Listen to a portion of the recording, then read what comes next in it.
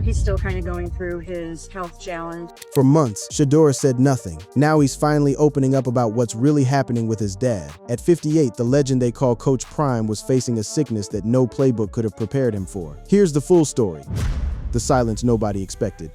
Okay, picture this. It's the middle of training camp. The cameras are rolling, the mics are hot, and a rookie quarterback who has the whole internet watching his every move walks up to the podium. Everybody in that room knows there's one question hanging in the air. The question nobody really wants to ask out loud, but everybody is dying to hear the answer to. It's not about the playbook. It's not about the depth chart. It's about his dad, about the man behind the shades, the legend, the icon, Coach Prime himself. And when a reporter finally works up the nerve to bring it up, the energy in the room shifts instantly.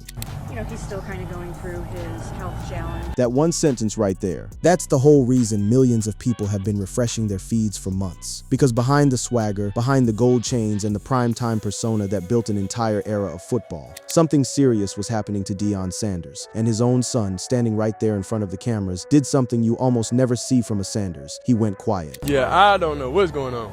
So I'm here not to talk about Pops and them. Now, if you know anything about this family, that response is loud, because the Sanders household has never been a quiet one. This is a family that lives out loud, that posts everything, that turns every moment into content. So when Shedeur, the most talked about young quarterback in football, suddenly puts up a wall and says he's not here to talk about Pops, your antenna should go straight up. Something was clearly going on, and he was choosing to lock it away. I'm focused on learning this playbook and everything I got to do to be the most successful quarterback I could be and be the best teammate I could be. And that right there was the discipline talking. That was years of being raised by a man who drills one message into your skull over and over: handle your business. But here's what makes this whole story hit different. While Shedeur was up there deflecting, staying locked in, refusing to give the cameras a single drop of drama, his father was quietly fighting one of the toughest battles of his entire life. A battle that had nothing to do with a scoreboard. And you have to understand the moment Shedeur was living in to really feel the weight of it. This wasn't some random off-season check-in. This was a rookie quarterback who had just lived through one of the most talked about, most dissected, most flat-out brutal stretches any young player has been put through in years. The whole sports world had spent months arguing about him, picking apart his every move, debating whether he was the real deal or just a famous last name. He had every reason in the world to be carrying tension into that room. And on top of all of it, the one person who had been his coach, his mentor, his hype man, his entire blueprint, was going through something the public didn't even know about yet. That's a lot for anybody, let alone a kid just trying to learn an NFL playbook. So when he stood up there and refused to make it a sob story, refused to perform his pain for the cameras, that wasn't coldness, that was training. That was a value system, because in the Sanders house, you don't fall apart in public. You don't hand the world your weakest moment to chew on. You keep your composure, you protect your family, and you let your work do the talking. That mentality is exactly why this story stayed so quiet for so long. It wasn't a cover-up. It was a family doing what it has always done, keeping the real stuff sacred and giving the world only what it chooses to give. So let's rewind and tell you exactly what was happening, because this is where the story stops being about football and starts being about something a whole lot bigger. Deion Sanders, who turned 58 in 2025, had been diagnosed with a high-risk, aggressive form of bladder cancer. Not a scare, not a rumor, not a he's been feeling a little off situation, actual cancer in one of the most recognizable athletes of the last 40 years. And the wildest part, he kept the full diagnosis private from his own sons at first. Think about that for a second. Deion Sanders, the man who shares everything, made a deliberate choice to hold this back from Shedeur and Shiloh. Why? So they could stay locked in on the NFL season and the draft process without carrying the weight of their father's illness on their shoulders. That's a parent making a decision that costs him something so his kids don't have to pay for it. And it reframes that whole press conference, doesn't it? Because now you understand why Shedeur looked the way he did. He genuinely was caught between two worlds. On one side, the entire sports media universe begging him to open up about his dad. On the other side, a father who had basically told him, "Don't you dare make this about me. Go be great." So Shedeur did what he was trained to do. He buttoned it up. Now let's talk about how serious this actually was, because bladder cancer might sound like something you brush off, and it absolutely is not. The cancer was identified as high risk, aggressive, and non-muscle invasive, but with a high recurrence risk. In plain English, the kind of thing that if you don't catch it early, can come roaring back. And here's the part that should make every single person watching this pause. Doctors only discovered the tumor during a routine annual checkup for completely unrelated issues. He wasn't even looking for it. It was found almost by accident. Early detection was the key to the entire thing. Let that sink in. man, one of the most physically gifted human beings to ever play professional sports. A man who played 2 pro sports at once. A man whose body was his entire career was blindsided by something he never saw coming. And the only reason we get to tell this story with a hopeful tone instead of a tragic one is because he happened to be in that doctor's office at the right time. So while the headlines that week were all about Shedeur, about the draft slide, about the Cleveland Browns, about whether the kid could play, the real story was unfolding quietly in the background. A father was sick, a son was holding the line, and a family that the public thought it knew everything about was actually keeping the biggest secret of all. And here's the thing about this family, the thing that explains so much about how they were handling it. The pressure, the noise, the haters, the speculation to them. That's just Tuesday. You think I'm worried about what critics say or what people gotta say? That's Shedeur. And that mentality didn't come from nowhere. It was handed down, forged, built from years of watching his dad take shots from every direction and just keep walking. You know who my dad is? They hated on him too. You hear that and you understand the whole psychology of this family in about 6 seconds. The hate is normal. The doubt is normal. The noise is the soundtrack they've been living to their entire lives. So when something genuinely scary shows up, something that the haters and the critics have absolutely nothing to do with, this family doesn't fall apart. They circle up. They go quiet. They handle it the only way they know how. Without people hating, it's not normal for us. So now you know the setup, you know the silence, you know what was actually hiding behind it. But what you don't know yet is just how far down this thing went, how close it got, and the jaw-dropping surgery Deion had to go through to come out the other side. Because what happened in that operating room and what he revealed afterward is the part of this story almost nobody saw coming, and that's exactly where we're going next. The battle behind the shades. Alright, so we left off with the secret. Now let's get into the fight itself. Because this is where Coach Prime's story goes from scary diagnosis to, are you kidding me? He went through all of that. Here's the timeline. In the spring of 2025, doctors found the tumor. And once they confirmed how aggressive it was, the plan wasn't medication. It wasn't a wait and see. It wasn't some light procedure. It was major surgery. Deion underwent a robot-assisted radical cystectomy, which is the full removal of his bladder. Gone, the entire organ. And if your brain is already asking the obvious follow-up question, well then how does he, function? The answer is the part that genuinely sounds like science fiction. Surgeons built him a brand new bladder, a neobladder, using tissue from his own small intestine. They constructed a working organ out of another part of his body. That's the level we're talking about here. This wasn't a tune-up. This was a full-on reconstruction of the human body, performed on a 58-year-old Hall of Famer, who up until that point, the public still thought was just out there coaching, recruiting, and being his usual larger-than-life self. And through all of it, he kept things private, especially from Shedeur and Shiloh, so they could chase their NFL dreams without the distraction. 2 sons grinding through the draft and a rookie season completely locked in on football, while their dad was recovering from one of the most serious surgeries a person can have. That's a level of selflessness that honestly reframes everything you thought you knew about this guy. Then came the moment he finally let the world in. On July 28, 2025, Deion held a press conference in Boulder, surrounded by his medical team, and told his story. And standing right there with him was his doctor, Dr. Janet Kukraja, the director of urological oncology, who used a word that doctors almost never say out loud. She said he was cured of cancer, with no traces found after the surgery. Cured. Not in remission, not we'll monitor it, not fingers crossed. Cured. The kind of word the medical world treats like sacred ground. But don't let the happy ending fool you into thinking the road there was smooth, because it absolutely was not. The recovery was brutal. Deion lost around 25 pounds. He had to completely relearn how his body worked with a neobladder, an entirely different process. He's been open about using adult diapers early on, just for the confidence to keep coaching and traveling. Sit with that for a second. One of the flashiest, most confident athletes who ever lived, the man who turned end zones into runways, openly talking about wearing diapers so he could keep doing his job. He described real pain and real lifestyle changes, but he kept leaning on resilience. That's not Primetime the character, that's Deion the human being, and honestly, it might be the most impressive version of him we've ever seen. And it didn't stop with the cancer. On top of everything, Deion has been managing pre-existing blood clot issues, something he's dealt with for years, including procedures that have continued into 2026. This is a man whose body has put him through the ringer, and yet he keeps showing up on that sideline. And if you really want to understand how much this man's body has already given, remember that the blood clots aren't new. They've been a part of his life for years, serious enough in the past to require multiple procedures. This is somebody who has already paid a physical price most people will never understand. And then on top of all of that history, he gets hit with aggressive cancer at 58. Most people would have stepped back. Most people would have taken the season off, gone dark, focused entirely on themselves, and absolutely nobody would have blamed them. That's not what he did. He found a way to keep coaching, keep recruiting, keep being being present for his players and his sons, all while his own body was in the middle of a war. The toughness it takes to do that quietly, without turning it into a spectacle, is honestly hard to put into words. Now here's where the son comes back into the picture. Because while Dion was fighting all of this, his message to Shedeur and Shiloh never changed. Handle your business. Don't dwell on mine. Focus on football and your responsibilities. And Shedeur listened. He stayed locked in through training camp and spoke positively about family support and those pre-game moments with his dad. The embraces before kickoff. The little moments that hit completely different when you know what the family was carrying behind the scenes. And if you want to understand just how deep that father-son connection runs, just listen to how Shedeur talks about him. Because when somebody asked Shedeur how much of his dad he actually sees in himself, the answer was pure. How much of your dad do you see in yourself? And without missing a beat, he goes straight to a very specific version of his father. Not the polished grown-up coach, the young, electric, untouchable one. Depends.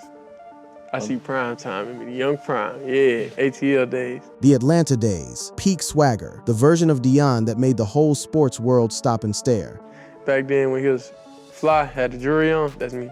That's the man Shedeur sees when he looks in the mirror. And the interviewer catches it immediately, that the kid carries the same energy his pops did at that age. You got primetime swag when he was your age. And Shedeur's response is gold because he draws a hard line. He's claiming young prime, vintage prime, the legend in his rawest form, not the dad joke's slightly corny present-day version. And he says it with love. Yeah, not the old, not now, prime time. That's the bond. That's a kid who has studied his father his entire life, who carries his father's spirit into every huddle, and who during the scariest stretch this family has ever faced kept his composure because that's exactly what his father raised him to do. And there's a bigger lesson buried in this whole chapter, one that Shedeur himself put into words, because when you watch someone you love go through something like this, it changes how you see everything. It makes you hold the people around you a little tighter, knowing nothing is promised. You gotta value each and every day and who's around you. That mindset, valuing every single day, became the family's whole approach through the storm. Not panic, not despair, just gratitude and presence. Because you don't know who's gonna be here, who's not,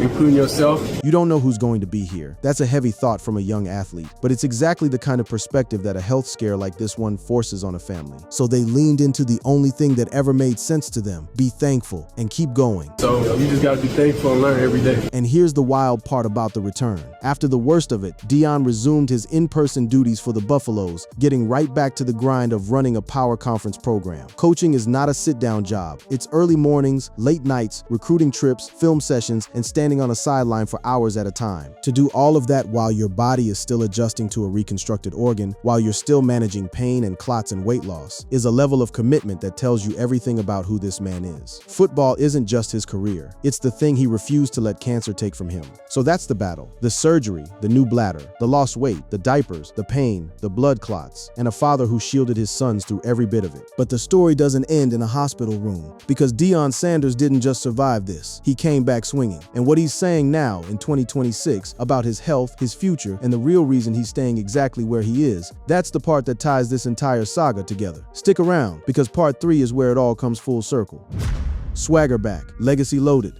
So here we are, the comeback. And if you were worried this story might end on a sad note, let me put your mind at ease right now. Because as of the middle of 2026, Coach Prime is back, and he's back loud. As of mid-2026, Dion remains cancer-free, says he feels healthy, and describes it as having his swagger back. His swagger. Of course, that's how he'd put it. In June 2026, he popped up on appearances like Good Morning America and confirmed he's cancer-free, healthy, and fully ready for the season. He's regained the weight and the energy he lost, and he's right back where he belongs, actively coaching the Colorado Buffaloes heading into the 2026 season. But he didn't just bounce back and move on like nothing happened. He turned the whole thing into a mission. Dion has been crediting early detection, great doctors, his faith, and his support system for getting him through, and then he flipped it outward, becoming a vocal advocate for regular checkups, telling men and everybody watching to get checked before it's too late. Think about the weight of that. A man with this much reach, this much influence, using the scariest moment of his life to maybe save somebody else's. That's the kind of legacy stat that never shows up in a box score. And speaking of legacy, let's zoom out for a second, because to really understand why this story matters so much to so many people, you have to remember exactly exactly who we're talking about. Deion Lewin Sanders Sr., born August 9, 1967, is a Pro Football Hall of Famer and a two-sport legend. He is the only athlete in history to play in both a Super Bowl and a World Series, the only one ever. Drafted 5th overall by the Atlanta Falcons in 1989, he stacked up 8 Pro Bowls, 6 first-team All-Pro nods, NFL Defensive Player of the Year in 1994, and 2 Super Bowl rings, 53 career interceptions, a shutdown corner who turned defense into entertainment. This is not just somebody's dad. This is a cultural icon who changed how an entire position was played and how an entire sport was marketed. And now he's pouring all of that, the whole prime effect, into the next generation as a coach. He took Jackson State to back-to-back championships, then walked into a 1-11 Colorado program and engineered one of the most dramatic turnarounds college football has ever seen. The man builds programs the same way he played.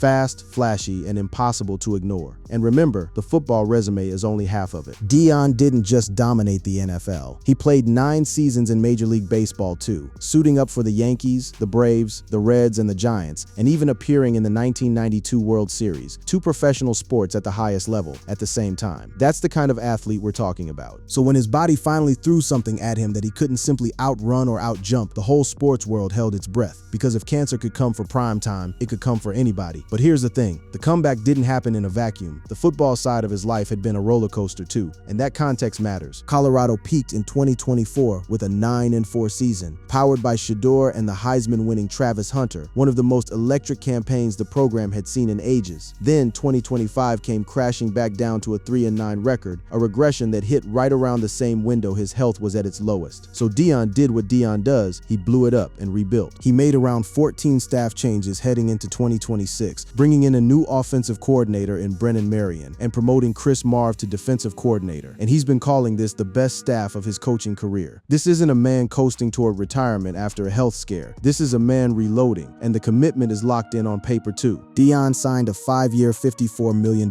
extension that runs through 2029. So he isn't going anywhere, which makes the comeback even sweeter. He beat the cancer, he rebuilt the staff, and he's got a long-term deal to see his vision through. But here's the twist that connects Deion's health journey straight back to his son. And it's the detail a lot of people miss. The reason Coach Prime is staying in college football, the reason he keeps shutting down all those NFL rumors, isn't just about money or comfort. In a June 2026 interview, Deion flat out said the NFL coaching rumors weren't real at all, and that while he loved playing the pro game, he wouldn't enjoy coaching it. And his reasoning is pure Coach Prime. His focus is on getting these college kids through school and into real careers, not the NFL grind. Because let's not forget what this kid went through on his own. Shedeur was projected as a potential top 10 first-round pick, and instead he tumbled all the way to the Cleveland Browns at pick 144 in the 5th round. One of the most stunning draft slides anybody can remember. It sparked conspiracy theories, accusations of bias, and even a Hall of Famer in Eric Dickerson amplifying rumors that teams were told to avoid him. The whole thing was a circus, and through it, the father watched his son get humbled on the biggest stage, and it shaped how he sees the entire pro league. And how did Shedeur handle being passed over again and again in front of the whole world with the same energy that runs through this entire family? He kept it light, he kept it confident, and when he got the chance to send a message to his dad after a tough moment, he didn't hide from it.